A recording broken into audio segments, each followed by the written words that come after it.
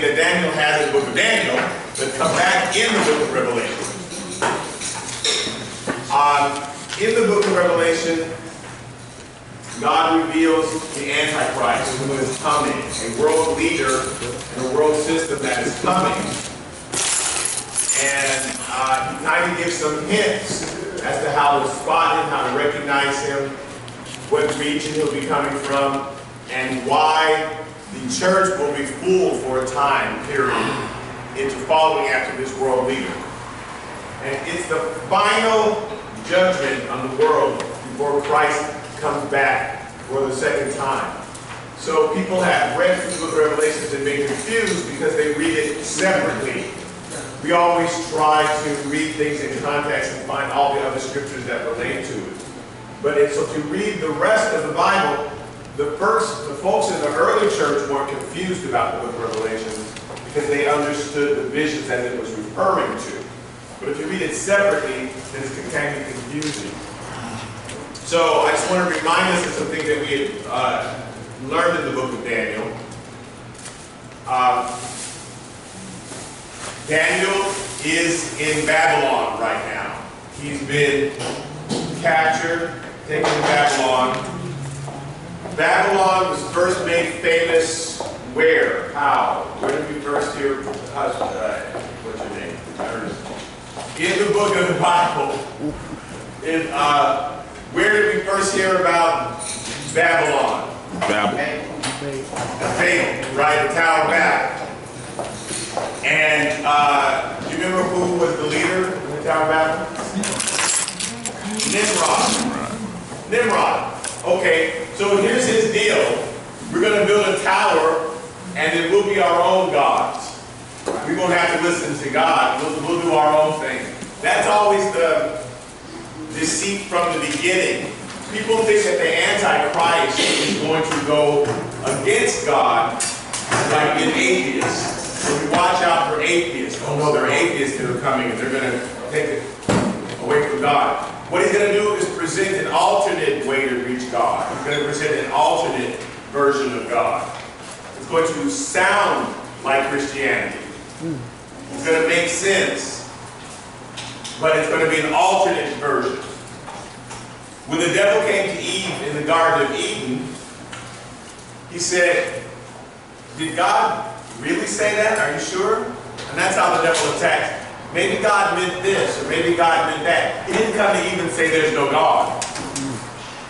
He just plants in our mind for us to question God. And he said, here's what's God's going on. The reason God doesn't want you to eat that fruit from that apple from that tree, is because in the day that you eat it, and you'll be as gods. You'll be just like God. You'll be as smart as God. And that's the Lord. You can be as smart as God. That's why they thought, oh, I want to know as much as God. That's what was tempting about it, right? When we sin, we are arguing with God. We have our own version of what's right and wrong. So God says, don't do that. You think, well, did you really mean that? Maybe I can do this over here. Right? We don't think there's no God. We just think God's not correct. It's really okay for me to do that. God doesn't really know what he's talking about. So it's always, Antichrist always offers a separate alternative to God. He doesn't say there's no God. So the church is not going to be fooled by some man saying, there's no God. He's going to be fooled by some man saying, if you want to reach God, do it this way. And the church will go, oh yeah, that makes a lot of sense. So there's a way we are slowly fooled. Now, so that was what the Tower of Babel was about. Abraham was called out of Babylon in order to start the Jewish faith, and now they've been taken back into Babylon. Babylon is current day, what we call Babylon today. What we call Babylon today. What part of the world is Babylon in? I like Turkey. You didn't see my hand, please? You didn't think that was for you? Like Turkey. Iraq. Yes. Iraq. Anyway, yes. so modern day Iraq will again be a focus when the Antichrist comes. That region of the world will again be in focus, as opposed to Texas or something. It's going to be that part of the world.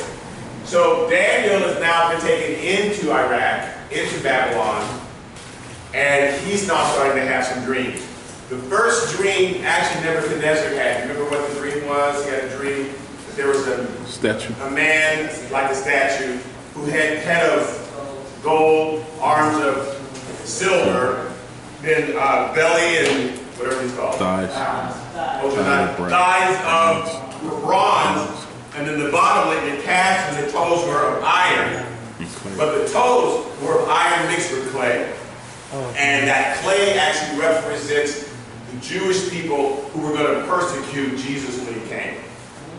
So the iron, and because the Romans and the Jews worked together. The Herod was Jewish, and Herod and his son-in-law and his relatives were the main ones who were persecuting Jesus, who were persecuting John the Baptist, who killed the first disciples. That those Jewish kings who were installed were the ones who were attacking Jesus. So that was clay. They didn't have any power of their own. That's why they were just clay.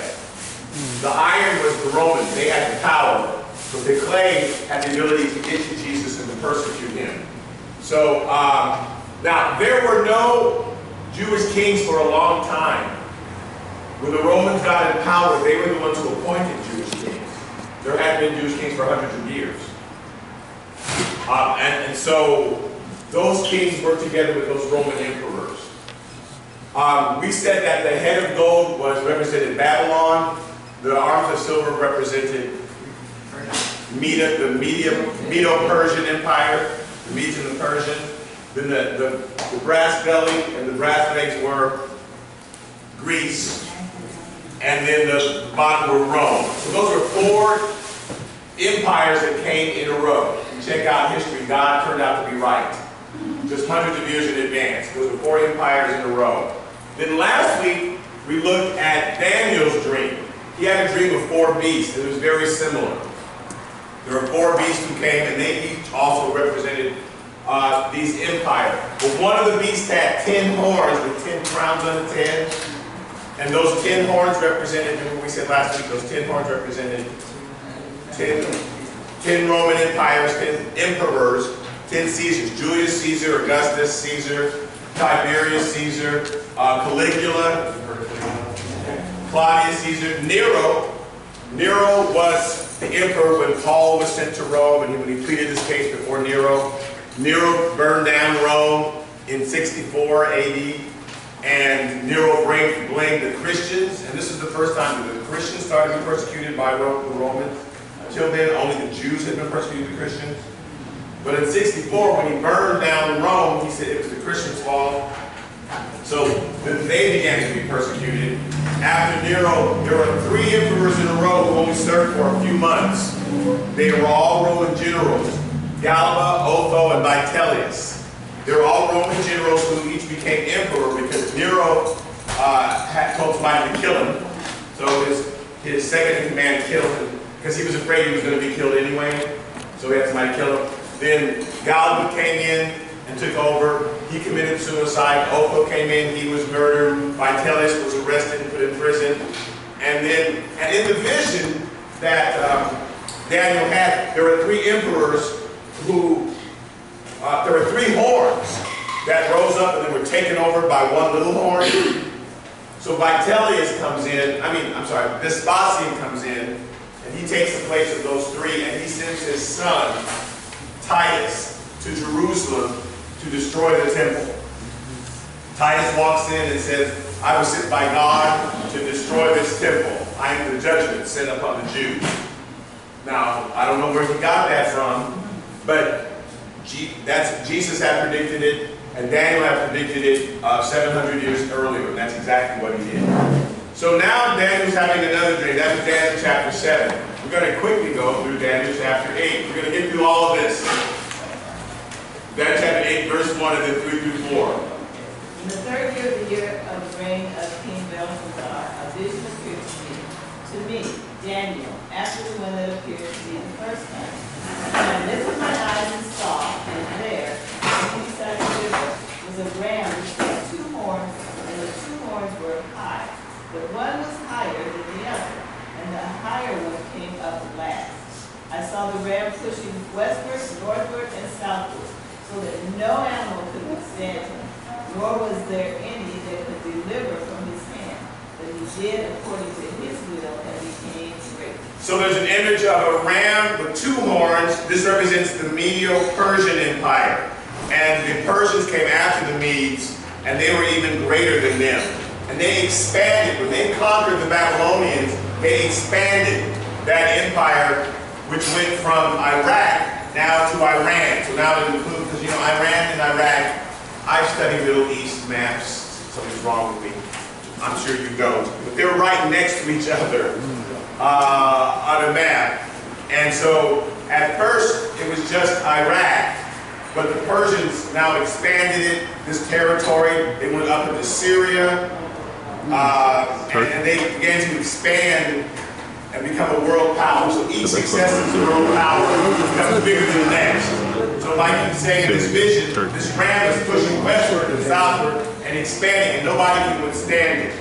So the Persians came in and they attacked Nebuchadnezzar. During the book of Daniel, we have one king, Nebuchadnezzar, but starting like chapter 2, 3, 4, 5, it's the other king. When Daniel went to the lion's den, it was the next king. Belshazzar, who took over. It was the next king from the Persian Empire who actually came down and rescued Daniel. It wasn't Nebuchadnezzar. So it happened so fast, we think it's still Nebuchadnezzar who did all of that. But it was the next king. So in his vision, he sees the Persians coming. They haven't gotten there yet, but he sees them coming, and they're going to take over. Go ahead, Mary, in Daniel chapter 8, verse 5 through 7. And as I was considering, suddenly a male goat came from the west across the surface of the whole earth, without touching the ground, and the goat had a notable horn between his eyes. Then he came to the ram and had 2 horns, which I could see standing beside the river, and ran at him with furious power. And I saw him confronting the ram. He was moved with rage against him, attacked the ram, and broke his 2 horns. There was no power in the ram to withstand him.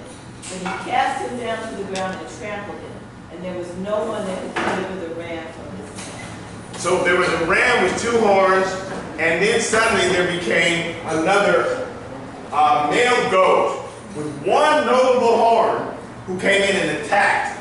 This was off from the west. I wish I had a map here. You can see Greece right here moving. They're west, and they're moving, and they come in and they attack the Persians. And that 1 notable horn, we know who's the most famous Greek. Okay. Yes, Alexander. So it was Alexander the Great, and it says he has 1 notable horn. And so God is predicting hundreds of years before it happens that Alexander the Great is going to come in and he's going to take over the Persian Empire.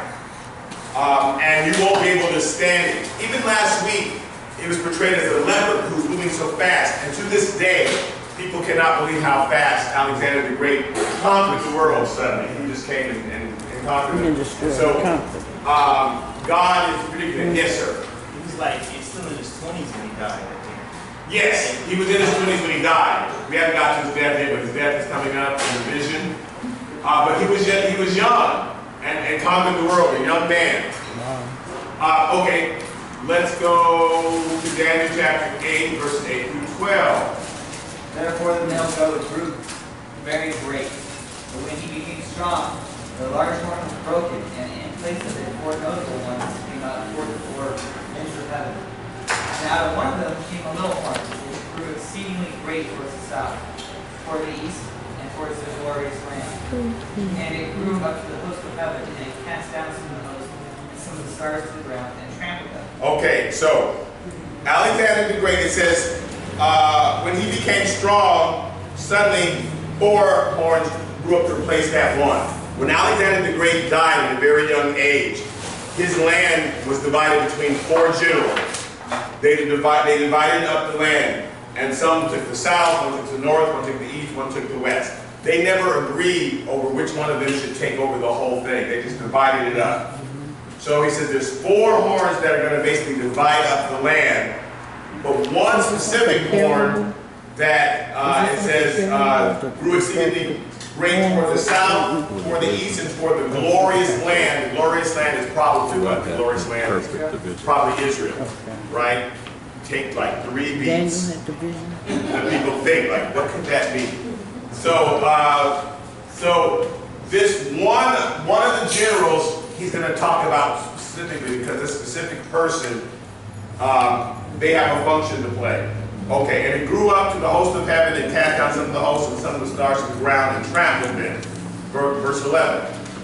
He even exalted himself as high as the prince of the host, and by him the daily sacrifices were taken away, and the place of the sanctuary was cast down. So this horn, this person is going to come and exalt himself as high as the prince of hosts, which probably means what? He's going to exalt, he's going to exalt himself and say, I'm God, or I'm the Messiah, or something like that, right? So, the Bible's not that hard to understand. And it says, he's going to cause the daily sacrifices to be taken away. And the place of the sanctuary was cast down. I mean, the sanctuary was cast down. But, so he's going to come into the temple, cause the sacrifice to be taken away, etc. Go on, and because, verse 12. Because of transgression, an army was given over to the horn, to oppose the daily sacrifice. Because of whose transgression? Because of whose transgression? Who's probably sinning? Because of transgression. Because of who? Man. Now Alexander's dead, right? He died, and now his 4 generals are taking his place. But it says because of transgression. Whose transgression maybe? Yeah. Israel, the people of Israel. Because this is all of this is about the Jews. Here's what's going to happen to you. You're going to be taken over by the Babylonians for a time. You're taken over by the Persians. That's modern day Iran. You're taken over by the Greeks. That's modern day Greece. Not hard. And the Romans. That's modern day Rome. Okay. So you're going to be taken over this because of your sin. I gave you a place to live, but because you're not living right, I'm going to allow other people to take over what I gave you. Right? So that's what these dreams are about. They are for the Jews to warn them, here's what's going to happen. So God knows when you're going to sin, and he already has the consequences lined up for you. He's not surprised and go, uh-oh, well, I better do something. He already knows. But the consequences are there to teach us, to shape us, not to harm us, and he'll also warn us in advance. So when it happens, we go, okay, this is my fault. And so that we will repent of it. So it says, because of transgression, an army was given over to this horn to oppose the daily sacrifices and cast the truth to the ground. I'm going to go over this, but these are the 2 ways that the Antichrist will get the church. He did all this and prospered. Now, what? Okay, I know. Can you read the next one? Daniel 8, 13, and 14. Read the next one. Then I heard a holy one speaking, and another holy one said to that certain one who was speaking, how long will the vision be concerning the daily sacrifices and the transgression of desolation? So the desolation is him walking into the temple and desecrating it. So, but how long is the daily sacrifice going to be stopped? So how long is this period of time going to be? Go on. The giving of both the sanctuary and the host to be trampled underfoot. And he said to me, for 2,300 days. Now the word days, it doesn't exist there. It's really the word evening, mornings. So they thought they'd just be slick and, well, an evening and a morning, that's a day. So they just translated it day. But it really is for 2,300 evening mornings. Now that's because the sacrifice happened in the evening and in the morning. That's when the sacrifice happened. So when they say 2,300 evening mornings, that is 2,300 evening and mornings. That's really only 1,200 days. Yes. The sacrifice happened, are 1,150 days. But, because the sacrifice happened in the evening and then in the morning. So there's going to be 2,300 of those, which is approximately 3 years. For 3 years this time is going to happen. Okay? Then, Sanctuary is shall be cleansed. so they know that when he goes into the temple, it's going to last for 3 years approximately 3 years. So, now here's the explanation, and we'll go back over it. And I heard a man's voice between the banks of the Ulai, yeah. Ulai, who called and said, Gabriel, make this man understand the vision. So he says for Gabriel, make this man understand this vision so that he can get it. Amen. The ram which you saw having the 2 horns, they are the kings of Media and Persia. Right, they're the kings of Media and Persia. Media. So it's what I basically already said. The rams having 2 horns. So right now, Daniel is dealing with the Babylonian king. He's in exile, and the Jewish people are in exile. But he's saying, well, that ram with 2 horns, that's the king of Media and Persia, and Persia is going to actually be the greater of the 2. Remember that one horn was longer than the other. Go on, keep reading. And the male goat is the kingdom of Greece. The large horn that is between its eyes is the first king. So that male goat is the kingdom of Greece, and the large horn that is between its eyes is that first king. Who do we say the first king was? Who's the first king of Greece that came and conquered everybody? Alexander the Great. Exactly, Alexander the Great. Okay, go on. As for the broken horn and the 4 that stood up in its place, 4 kingdoms shall arise out of that nation, but not with its power. So when Alexander the Great died, again, 4 generals divided up. They each took a different area. One took the area that's Egypt, where Egypt is. One stayed in Greece. One of them took the north where Syria is, and one took the Iran-Iraq area also into Afghanistan and modern-day Pakistan. So they divided it up. Okay, go ahead. And the latter time of their kingdom, when the transgressors have reached their fullness, a king shall arise, having fierce features, who understands sinister schemes.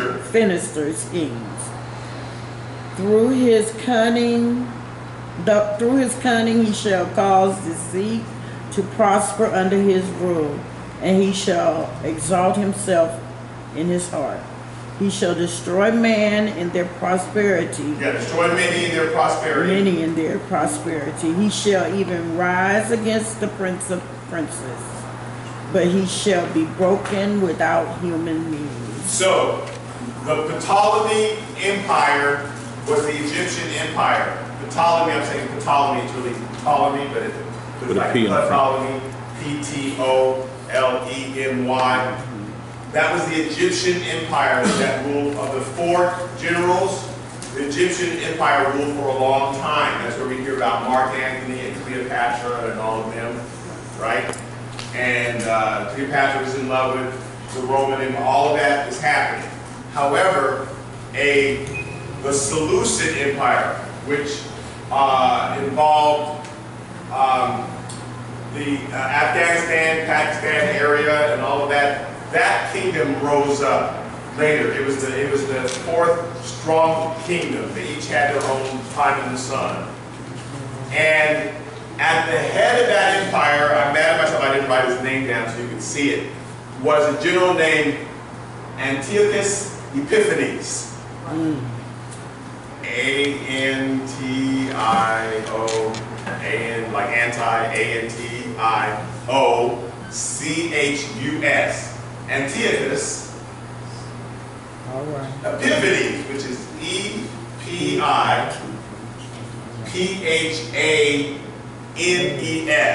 Looks like Epiphanes with a P-H-A-N-E-S at the end. Epiphanes. Antiochus Epiphanes. Look him up on the internet. He was the head of the Seleucid Empire. He's one of these are the 4 empires that the Greeks were divided into. He rose up and became very strong and attacked the other Now they're trying to reunite this empire. Remember, it had been one empire, it was divided into four. So each king tried to conquer the other ones. Each general tried to conquer the other ones. And in order to reunite this empire that had been divided up. Antiochus Epiphanes was the strongest of them all. And he decided to attack Israel. Do you know, you've heard of the holiday called Hanukkah? Yeah, I guess. Okay, this is the story of Hanukkah.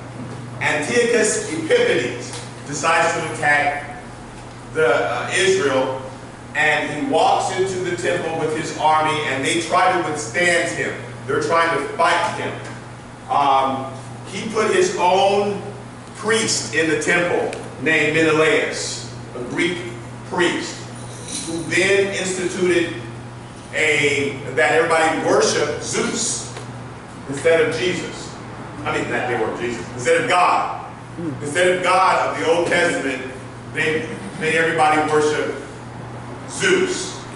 The priest who had been there, Jason, had been there. He led a revolt along with a guy named Judah Maccabees. And they are trying to fight Antiochus Epiphanes. Antiochus Epiphanes had money made with his own image on it. That was a thing to do. Like we have a dollar that has George Washington on it, right? He put his own image on the money, and it said, Theus Antiochus Epiphanes, which means God manifest. So remember it said that he was going to exalt himself even above the prince of princes, right? He before God. So he's letting everybody know, I am God manifest. Worship me. Wow. That is one of the ways that the Antichrist gets us. People will begin to worship the person. Right. So anytime you come to invest in a person, if it's the pastor of a church and you're worshiping the pastor instead of God, if it's your boss who you think he's my supplier of money, and my boss says do something, I better do it because he's my supplier. I don't want to upset my boss. So I'm going to go ahead and compromise and do that wicked thing that my boss asked me to do, and cook the books or whatever. That's worshiping the boss instead of God, right? Because you know that it's the wrong thing to do, but we think to ourselves, but my boss is my source of my money, and he's not. God is. So you can worship, or you can worship a political leader, where you're putting that faith in that person, right? And so that becomes the problem. It's easier to worship a person because you can see them.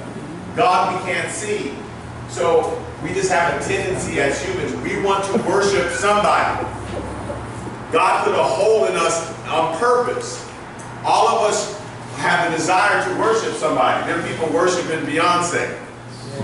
Now, she's worthy of our prayer. But she's very talented. But there are people who,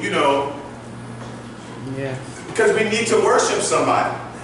So they won't have, they'll be Christians. You go in their room, and there's 15 posters of Beyonce.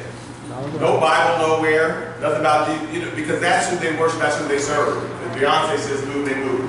If Oprah says do that, people can quote Oprah faster than the Bible. Not Oprah's fault. I'm not blaming any of the people. I'm blaming us that we're so susceptible into worshiping people, right? Because God gives everybody certain talents. But we have to recognize that talent came from God. That's right. But we'll worship the creature more than the creator. We just get it twisted.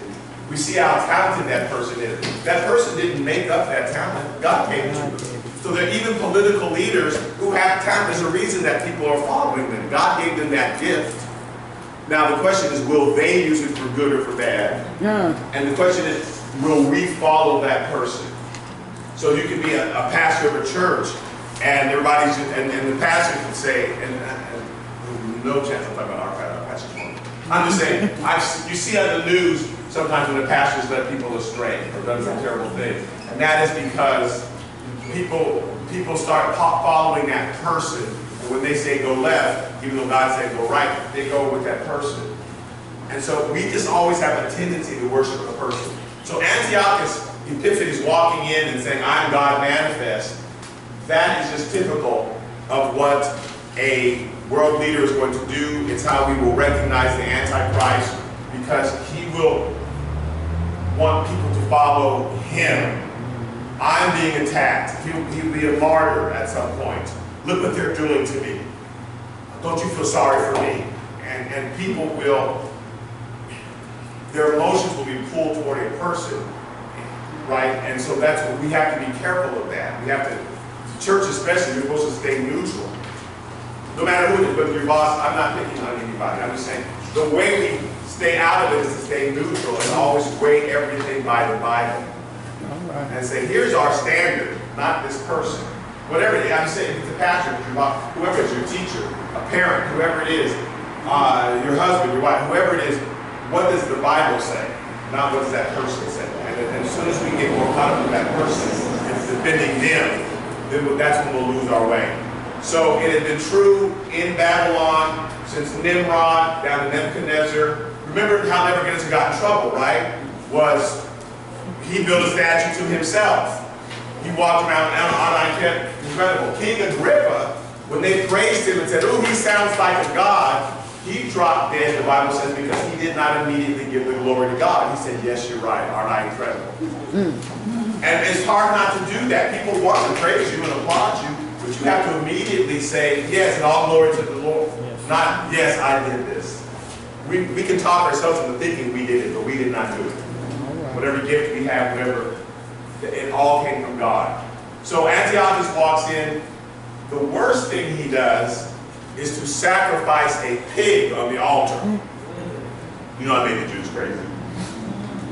We would have been excited about it. But they would like the pig. He did that on purpose. He suspends the daily sacrifices for 3 years. You will not do your sacrifice anymore. And for 3 years they fought him. Judah Maccabee and Jason the priest fought. Menelaus sided with that Jewish priest sided with the Greeks, and there was a fight going on.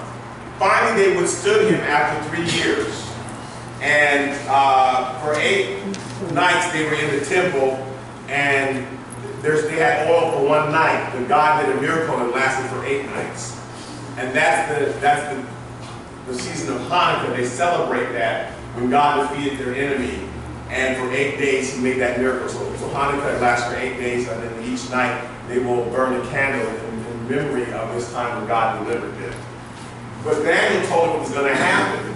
But Daniel also told them it's going to happen because of your sin. It's because of transgression. Because they began flirting with the Greeks. When the Greeks came in and began to influence, they started just to take these other things in.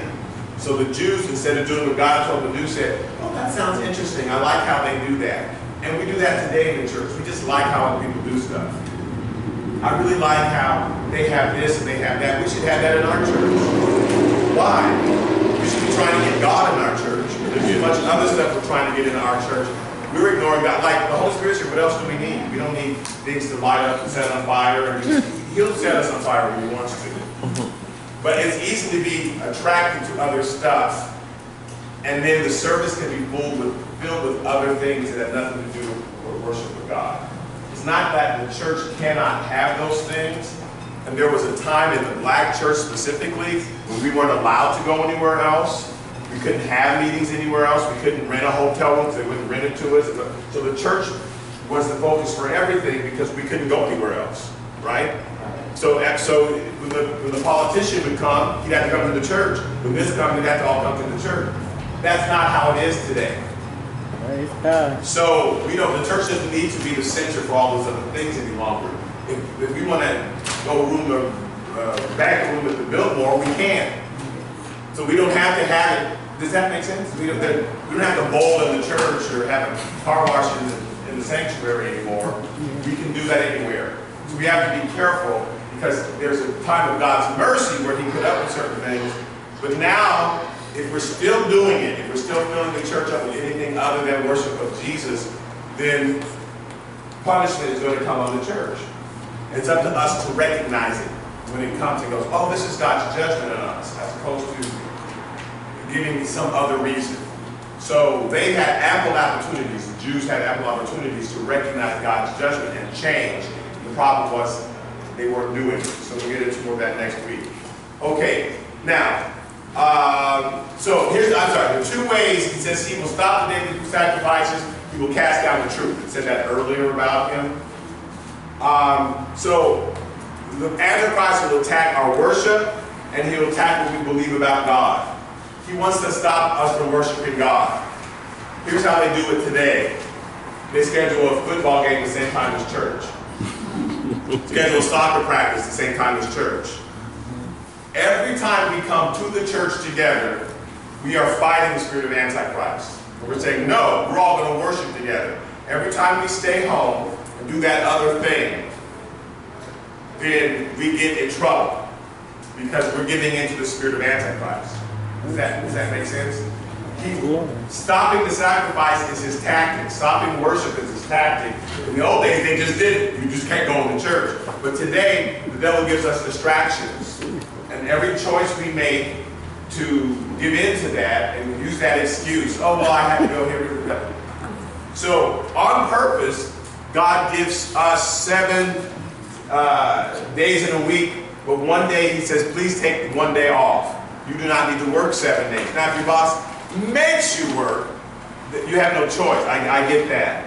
But when we think, ooh, but if I work that extra day, then I'll make enough money to get that car, then that's our choice, right? So it's different between you're under the gun and somebody's making you something and you're choosing to do it. God says, don't do that extra day. Don't do that.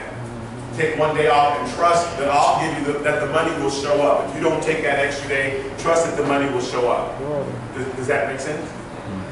Okay, because if you don't trust it, it's a sign of our faith when we do stuff like that. Saying, no, I'm giving 1 day to God as a sign of faith. When Israel did not do that, he punished them. He got those days back anyway. And we'll see that next week. He told them exactly how long to till the land. He said, for 6 years, work that land. On the 7th year, give it a rest. Don't do anything. I'll give you enough in the 6th year to cover that 7th year, but let it rest. They wouldn't do it. We don't do it. We think, well, I got a chance to make extra money. Let me stay open 1 extra day. Let me work 1 extra day. So God took them into captivity for every year that they didn't let the land rest. Wow. That 7 years meant something. So for every year that they didn't do what he says, he got that year back anyway. So you're going to be in Babylon, and that land's going to rest for 7 years. So God's going to get it from us anyway. So he says, I want you to take that day off, take that day off, take that day off, take that day off. You're not going to do it? Okay, now you're flat on your back because of that. You threw your back out, and now you're in the hospital for 2 months. And look, you can't work. I got those days back. So he's going to get, we don't defeat God. We're not smarter than him. So stopping worship and also destroying the truth are the two things that the Antichrist does. He attacks the truth. Because it says that he will throw down the dead sacrifice and he will cast down the truth. And also getting us to believe something different than the gospel. It will sound like the gospel, but it won't quite be the gospel. And we won't check the Bible enough to go, wait, that sounds religious. Okay, so the Antichrist is going to definitely come and say, I'm a Christian. He's not going to say I'm a devil worshiper. How would the church be fooled by that? We're not going to go, oh, look, the devil worshiper, let's go. It's going to be somebody who presents himself as a Christian, but it's just slightly off what he's saying to us. And we go, yeah, but we're going to follow that person. He says he's a Christian, and we're going to follow them. And they're going to keep saying, come this way. Yeah, here's just one more place to compromise. Here's just one more place to compromise, and he's going to get us going this way. That's how Antiochus and God, she showed up and said, I'm God manifest, follow me. Menelaus went, okay. The Jews, that remnant, the remnant, they didn't, but the Jews were like split in half.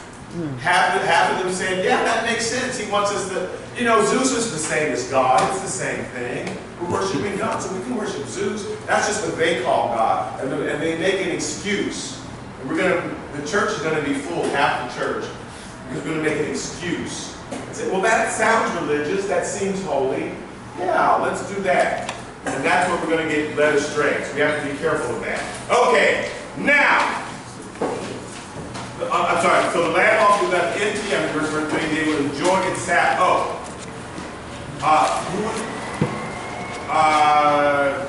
Where am I? I'm just thinking We're in something. Daniel 9, verse 1 and 2. And we have to write that here. Okay. Did You mean way over here? What? Oh, I turned did I staple these wrong or something? No, Daniel 9 verse 1 and 2. Okay. But this part of it, it shall be broken without human beings. What is that? Oh, okay. And where is that? Just above Daniel 9. Oh, just before Daniel 9. Oh, so he shall destroy many in their prosperity. So you'll think you're rich, but he's going to take your money from you. He shall even rise with princes, but he shall be broken without human means. Antiochus Epiphanes died of syphilis. That stopped him. Humans didn't come and cut him down. Disease ravaged his body, and he died. So God's saying, I'll get him when it's time. And he got him. Okay, now we're in Daniel chapter 9. The first year of Darius, son of Ahasuerus, of the lineage of Medes, who was made king over the realm of the Chaldeans. In the first year of his reign, I, Daniel, understood by the books the number of the years specified by the word of the Lord through Jeremiah the prophet, that he could accomplish 70 years in the desolations of Jerusalem. I'm going to talk about 70 years a lot because our church is celebrating its 70-year anniversary. Just by coincidence. Well, maybe it's not coincidence. I'm serious. It's just really interesting.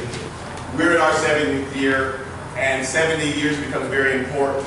So Daniel is reading the book of Jeremiah, and he's reading his prophecy about 70 years. That he would accomplish 70 years in the desolation of Jerusalem. So let's read it. Jeremiah, the prophecy that he was probably reading, Jeremiah chapter 25, verse 8 through 10. Therefore, thus says the Lord of hosts, because you have not heard my words, behold, I will send to all the families of the north, says the Lord, and Nebuchadnezzar the king of Babylon, my servant, and will bring him against this land, against its inhabitants, and against the nations all around, and will utterly destroy them, and make them astonished with a hissing and perpetual desolation. So I'm going to destroy this land because you haven't obeyed my word. I told you to worship me. I told you to do all these things. You haven't done it. So finally Nebuchadnezzar, who is my servant. Now Nebuchadnezzar worshipped other gods. So God used somebody who worshipped other gods against his own people. So somebody can attack you and God send them. And you think, well, God didn't send them because they're devil worshipers, or they're a gang, or God used other people who do not know him. He will still use them because God controls everybody. Amen. To attack you. Oh, God. You think we're fighting the devil. No, that's God. So I'm sending Nebuchadnezzar, my servant, even though he worships idols, I'm sending him against you because you've been so bad. And you'll become a hissing. People will just hiss when they see you. That was the way they would. We might go, right? You can target the cat in the Bible. So you become a hissing was the sound that they made when they saw something horrible. Okay, a hissing and a perpetual desolation. Go on, verse 11, go on. And this whole land shall be a desolation and an astonishment. And these nations shall serve the king of Babylon 70 years, and it shall come to pass when 70 years are accomplished, and I will punish the king of Babylon and that nation, saith the Lord. So for 7 years you're going to serve Babylon, and then in 7 years, I'll punish him. You don't have to worry about that. Because he's bad. I'm just going to still use a bad person to get you, and then I'll get them. But you'll know you've been gotten. I just want you to recognize that when it happens. Jeremiah chapter 29, verse 10. For thus saith the Lord, that after 70 years be accomplished at Babylon, I will visit you and perform my good work toward you, and cause me to return to you. So you'll come back to Jerusalem after 70 years. So Daniel is reading and realizing, wow, we're getting close to the time when the 7 years is up. We haven't repented yet. Because the whole purpose why we were here, because God was punishing us, but we still haven't repented as a nation. We still haven't said, Lord, we're sorry for what we did. We're just kind of waiting things out. We're just waiting times out here. Yeah, okay. Oh, man, I didn't put it in. So there's also a prophecy in Daniel where he says, Don't listen to the other people that's going to tell you this time is short. Prophecy in Jeremiah. Don't listen to those prophets who are going to say, it's all okay, and because we like good prophecies. In church, we like people that say, God's going to bless this church. He's going to bring him up. We like that. We don't like to hear, God's going to destroy this church, and you're all going to have diseases. Amen. Hallelujah. We don't like that. But sometimes those prophecies, those are the true ones, and it's just our own wish fulfillment when we say, and God's doing a new thing. Well, yeah, but that doesn't mean it's a good thing for us. So there, see, we have discussions about how much I'm okay. So anyway, so Jeremiah's warning. So Daniel's looking, and Daniel's thinking, uh-oh, I don't know that we've repented yet. That's not a good thing. So let's look at how Daniel's reacting to this. Daniel 9, verse 4 through 6. Praise the Lord my God. We have sinned and committed iniquity. We have done wickedly and rebelled, even by departing from your precepts and your judgments. Neither have we heeded your servants and the prophets who spoke in your name to our kings and our princes, to our fathers and all the peoples of the land. So we've ignored your precepts and your judgment. The precepts are what you should do. The judgments are what you shouldn't do. We've ignored. So God has both in the Bible. Pray daily. Worship me. There are things that you should do, and there are things that you don't do. We've ignored your precepts and your judgments. We've ignored what your prophets said. And there's all, again, when we hear prophecies, you need to get it together. And we go, yeah, that's good. And then we go on home and keep doing what we're doing. Because we just don't feel like changing, and we don't necessarily believe all that stuff. And I don't hear much bad news. We turn off the news when it gets too bad. I'm assuming you do. Like, you know what I mean? The news is like, oh God, we just don't like that bad stuff. I get that. But when it's coming from the mouth of God, we need to listen to it. And we tend to do this. So Daniel's saying, we haven't confessed. We haven't done, we've been ignoring all this stuff. So he's not clear if in that end of 7 years if it's really going to happen or not. We better start confessing and praying. God said he's going to send us back to our land, but this is not good. Now, there's a reason why after the 7 years, even though they hadn't all confessed, God still kept his word. But it's like giving somebody 3 chances. Okay, you messed up, I'll go ahead and let you do this. But I'm going to do a second chance, we're good. But on that 3rd chance, I'm destroying the whole temple again and kicking you out of Israel, and you'll never be back for 2,000 years. So I'm going to give you 3 chances. So yeah, after 7 years, I'm going to let you go. But that doesn't mean that everything's okay. When that police officer says, all right, I'm going to let you go this time, but you better not do it again. You better listen. We do it again. Because some people in my mind says, oh, I got away with it. And we don't change. When that teacher says, okay, I'm going to give you a break on this, but the next time, right, when that boss, when whoever that person is, something in us is grateful for like 2 minutes. And then you change and think, yeah, I kind of got away with that. So when the temptation comes again, our mind doesn't think, you know what, I was so lucky to get off that time, I need to change. Our mind thinks, I got off that time, I'll probably get away with it again. Yes, sir. So would that be considered us hardening our heart? Heart, yes. So our heart becomes harder each time that we choose to not listen to the warning. Our heart hardens. So when that 3rd warning comes, our heart is already clay. It's not wax, it doesn't melt, it's clay. And we just don't listen. No, really, you're going to get into trouble this time. You keep saying that. I ain't got in trouble yet. I had 15 donuts yesterday, I didn't pass out. So I'm probably going to have 15 today. And what can happen? I'm at the hospital. Right? We just don't listen. You shouldn't eat that. Well, just a little bit. No, that's us. That's us. So we can get mad at Israel and go, what's wrong with them? But they're us. We're not any different. Okay, here's what he was reading in Leviticus. Walk in my statutes and keep my commandments and perform them, then I will give the rain in the season and the land shall yield its produce, and the trees of the field shall yield their fruit. So if you do what I tell you, here's the precepts, here's the good thing. Then I'll give you rain in its season. When it's time, I'll give you the rain. Your land will you will be successful. Your land will produce. The trees of the field will yield their fruit. If you do what I say, things will work out in their season. That means you have to be patient, but it will definitely work out. Amen. However, okay, go on. But if you not obey me, and you not obey God's commandments, just like David, you shall be defeated by your enemies. By your enemies, go ahead. Those who hate you shall reign over you, and you shall flee, and no one pursues you. I love that. No one's even chasing you. You're going to run. I will lay your sins waste and bring your sanctuary into desolation, and I will not destroy the fragrance of your sweet aromas. I will scatter you among the nations and drown the sword after you. The land shall be desolated in its place. Then also shall be left empty by them, and will enjoy itself while it lies desolate without them.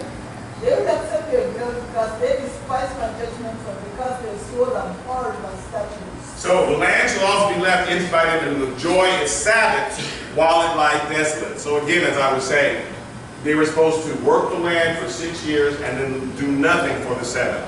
Working for 6 years, do nothing for the seventh. These are called, you're supposed to give the land a Sabbath rest.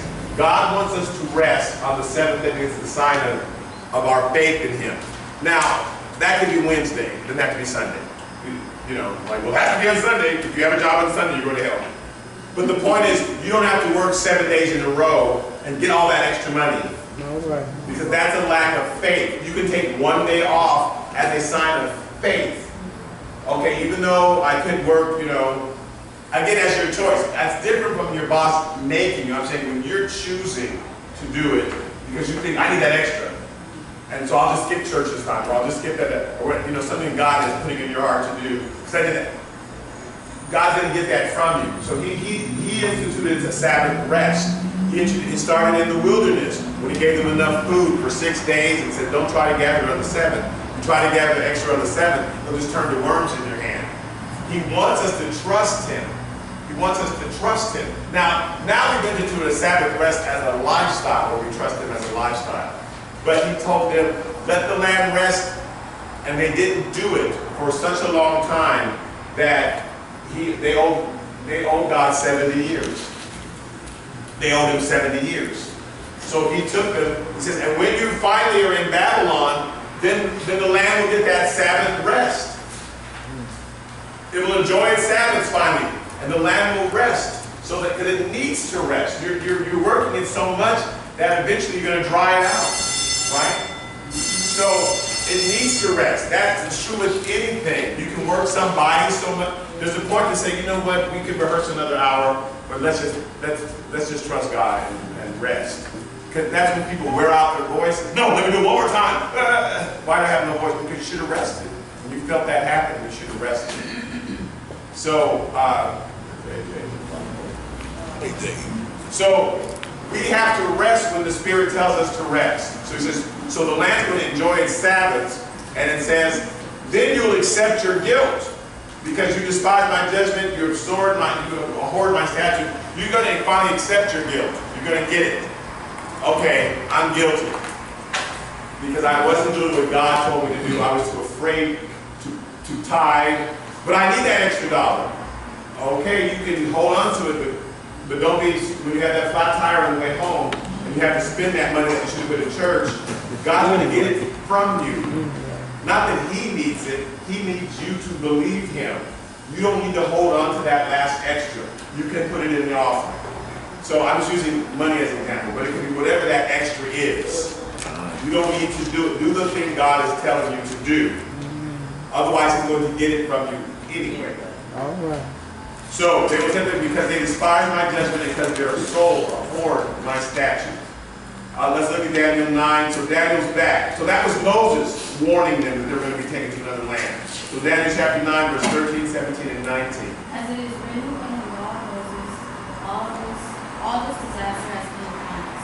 Yet we have not made our prayer before the Lord our God. Now we might turn from our iniquities and understand your truth. So he's praying. He's upset. Like, oh my goodness. Look what Moses wrote, what Jeremiah wrote in these 7 years. I just want to say this about 7 years in this church, for example. So this church decided to leave Zion Hill. We're going to come out, and it's been 70 years. right in the middle. So that was 1949. 35 years later, 35, right in the middle. In 1984, the church was building a new sanctuary. God had destroyed the sanctuary, building a new sanctuary. At exactly 35 years. So, nothing happens by coincidence. That same destruction of the temple is the same idea. There's something we're not doing that God wants us to do. And so at the end of this 70 years, we have to ask ourselves the same question. Are we doing everything that God's asking us to do? Are we doing everything He's asking us to do? Are we going to have to come and destroy the temple again? And in what way will He do it this time? So we always have the opportunity to repent. Will we take it? So, verse 17. Now therefore, our Lord, hear the prayer of your servant and his supplication. For the Lord's sake cause your face to shine on the sanctuary. So why was this sanctuary desolate? Why would you know that? I'm the one that did all the study. So, back in Jerusalem, God first He took Daniel and his friends. Who was his friends? Shadrach, Meshach, and the bad Negro. Abednego. So He took Daniel and his friends first. Then 17 years later, He went back to Jerusalem, Nebuchadnezzar, and destroyed the temple. And then brought everybody else. So first He took just Daniel and his friends because the Babylonians would take people from different nations. They would take their top and brightest, teach them the Babylonian culture, and then send them back out. That's how they were going to spread the culture. I'll make everyone a Babylonian by bringing them here, educating them to our culture, our language. They spoke Aramaic. Part of the Bible is written in Aramaic. That became a language that everybody started speaking. They didn't speak that before. And then we'll send them back out. That was the original plan. That's why they were trying to get Daniel to conform, and Daniel wouldn't conform, and Shadrach, Meshach, and Abednego wouldn't conform, and they got put in the lion's den, put in the fiery furnace because they wouldn't conform. But then God moved on Nebuchadnezzar. Remember, He says He's my servant, and He went and destroyed the temple and brought them all. So when Daniel is saying we're looking at the temple, which is now desolate, he means there's no one living in Jerusalem. The temple is empty; it's been destroyed. So we're looking at our desolate temple. Now, verse 19. O Lord, hear. O Lord, forgive. O Lord, listen and act. Do not delay for your own sake, my God. For your city and your people are called by your name. So he's repenting for the people. Lord, forgive us, Lord. So we have to look. We have to take time and say, Lord, forgive us. However we missed it, whatever we're doing, these calamities are coming on us, and it's our fault. If we're blaming other people, we're always going to be in trouble. So Lord, forgive. Even if Daniel's like repenting for the whole nation. Forgive us, forgive our people, so that we can get out of the situation, because our 7 years is almost up, and we don't want another 70 years waiting for you to move. Now look at these dates. In 605 BC, Nebuchadnezzar of Babylon captured Daniel and his friends. Then in 587 BC, remember it's getting smaller, right? Nebuchadnezzar of Babylon destroyed the temple. In 535 AD, that's when Cyrus came of the Persians and captured Babylon. Remember he told Nebuchadnezzar, he told Daniel, said that I'm going to also destroy Babylon. I'm going to destroy you first, but I'm going to get them. Cyrus came in, and in 535 BC, he said, you Jews can go back and rebuild the temple. In 517 BC, the temple was rebuilt. We can see it in Ezra chapter 6, verse 1 through 3. And Darius confirmed that the temple had been rebuilt. So let's look at this. From 605 BC, when Daniel was captured, to 535 BC, when the Jews returned, that was 70 years.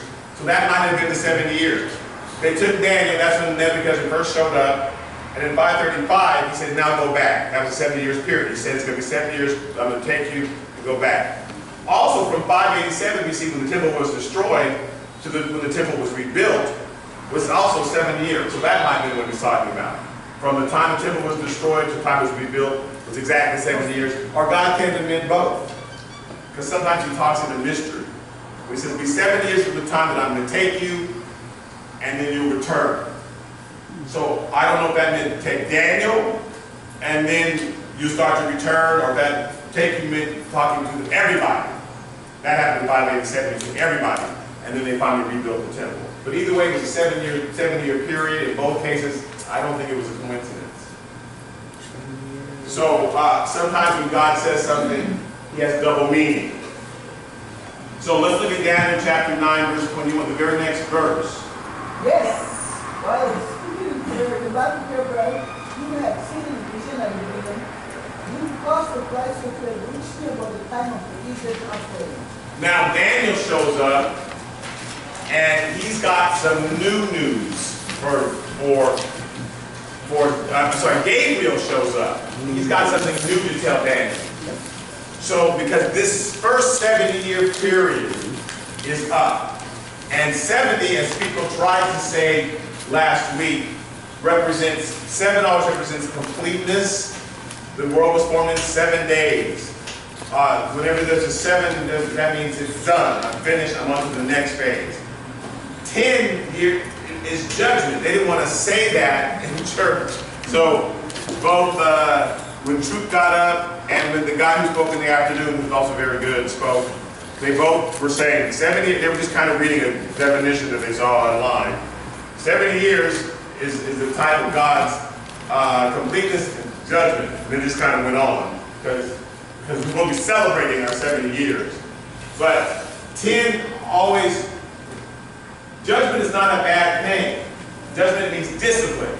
Like, I'm disciplining you during this time period because I'm shaping you. Correct. So 70 is a time, so your discipline is complete. Like we finished a course, like a college course, and you're ready now to move on to the next thing. How well you do in it is up to us. It depends on how much we repented during the first 70. So now Gabriel is showing up to tell Daniel, yeah, no, the 70 years is done. Don't worry. God said it's going to be 7 years. It's going to be 7 years. But now he's about to tell them to go over next week the most important prophecy in the Bible, the whole Bible hinges on. We're going to go over next week. The whole entire book of Revelations, everything that Jesus said. Gabriel shows up and says, I need to tell you about 70 times 7. Not just 7, not just 70, but 70 times 7. That's God's complete, right? And what he's going to do to Israel over a 490-year period. So he gives him the entire thing. Jesus shows up in the last 70 years of that period and says, I'm here to confirm everything that Daniel said. See this temple? There's not one stone of it that's going to be standing and be thrown down. And when you see this happen, and when this person comes, if you're on the rooftop, flee to the mountainside. If you're in the field, good, because one will be taken, one will be left. This is what's going to happen. He warns everybody of exactly what's going to happen. And it's the completion of Daniel's prophecy, which Gabriel is about to tell him. So we will do that next week. We'll go through that 70 and 70s, but we needed all this because it's quite complicated. But we'll go through it slowly so we can understand all of it. Are there any questions about that? So next week will be the next verse. Daniel, from Daniel chapter 20, verse 22. Daniel chapter 9, verse 22 to the end of the chapter. If you want to read it, feel free if you want to read it, starting verse 22 on, or if you want to just wait for it to be explained, that's fine. But that's what we'll go over next week. Yes, ma'am? Tell me again what it is when you said that. Huh? What does it mean when you said prophecy? Discipline. So 10 is the sign of God's discipline. Judgment means discipline. When we punish someone, we're disciplining them. Go to your room and think about what you did, you know. It's a time period you set aside for someone to reflect on their, so 10 means discipline, God's discipline. 7 means complete. And 70 years, things will happen in 70 years in the Bible, which means his discipline is now complete. Right? So 7 years of creation wasn't discipline. He was creating the world. 7 doesn't mean discipline. 10 does. And 70 means his Total. discipline is now complete. So he'll give a 70-year period, and during that time period, we need to have been reflecting on what God is doing, what it means, so that when he leads us to the next period, we'll be successful in it. Jerusalem didn't reflect, so he gave them 70 times 7 to repent, and says, if you don't repent into this, I will show you nation for 2,000 years. It won't just be a 70-year, you will be scattered through all nations. And the persecution that came on the Jews over the next 2,000 years is unmatched in history, right? And the most recent that we can think about is Hitler and the concentration camps and the millions of Jews that were killed. But again, that's why Jesus spent so many. This 490 years of warning I'm going to give you. For 490 years, I'm going to send prophets to warn you. Please listen, because you don't. Right, and that's God always with us. I'm going to keep warning you, keep warning you, keep warning you. Different things are going to happen in your life, but if you do not change and keep getting in the situation, the next time it's going to be worse. The next time, so if I'm merciful and let you out of jail, the next time I'm not letting you out. Do you understand? So we always have a choice. Do we look at what happened to us and go, okay, that was God warning me? Or do we look at it and go, hey, I got away with that. I'm going to do it again. So that's always our choice. So are there any other questions? So let's bow our heads.